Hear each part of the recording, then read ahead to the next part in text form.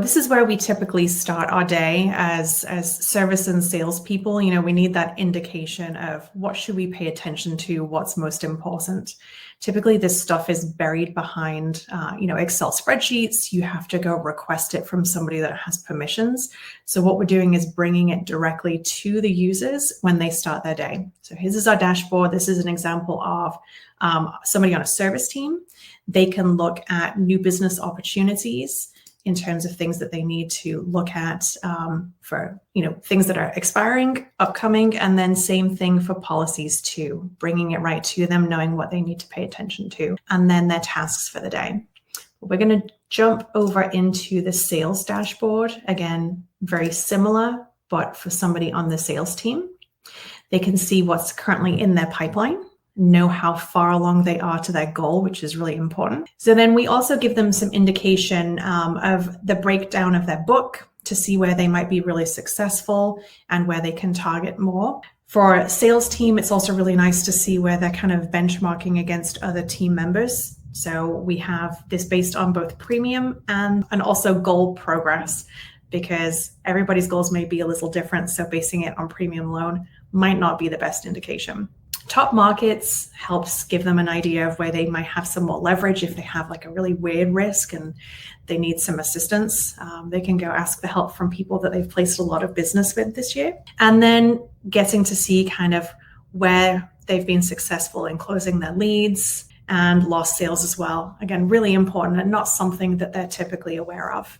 What we then do is jump into our top AI opportunities. And for IRYS, that's really bringing to the forefront for the sales team new opportunities that they may not even know about or have available to them. So in this case, we've got a suggestion for a new opportunity for Very Good Construction. So we can go take a look. So this is Very Good Construction's business. We can close this side panel and actually take a look at everybody involved in this organization. So we have Very Good Construction itself, and we can also see the individuals that are part of this record. So we can see we have Ron Swanson is our CEO, and Donald Meagle is our risk manager. We also have some suggestions in this diagram. So we have Susan Murphy is a suggested employee, and Matt Smith also a suggested employee. IRYS can find these different suggestions in the system based on metadata from different records. And we also have the ability to ingest via API different solutions that you may as a broker already subscribe to. So think things like Equifax, ZoomInfo, Fenris, anything that you can get from those third-party data sources, we can actually ingest and bring these diagrams to life. Because we know that all of those suggestions from those third-party resources aren't accurate 100% of the time, we don't want to make them permanent records in IRYS. So we're bringing them to the users as suggestions and allowing them to either accept or reject those. So in this case, we say maybe Susan Murphy was a temporary employee and we don't need her, but Matt Smith is true and we want to commit him to IRYS.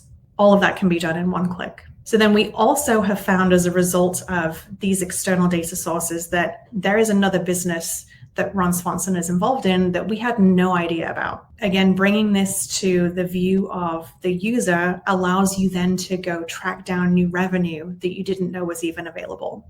So we're going to commit Good Buildings, and then we have a suggestion for a new opportunity. Again, something that you can sell, different lines of business that is suggesting based on this risk profile. And then based on how many connections away you are from Ron Swanson, the likelihood of you closing. So that's what that 75% score is. And then again, based on revenue, we have an estimate of that value of this opportunity to you. So you can then look at these suggestions and say, okay, this one's potentially worth $200,000 in revenue, but this one's worth $2,000 in revenue. And it allows you to focus on the things that might actually drive more revenue to hit those goals.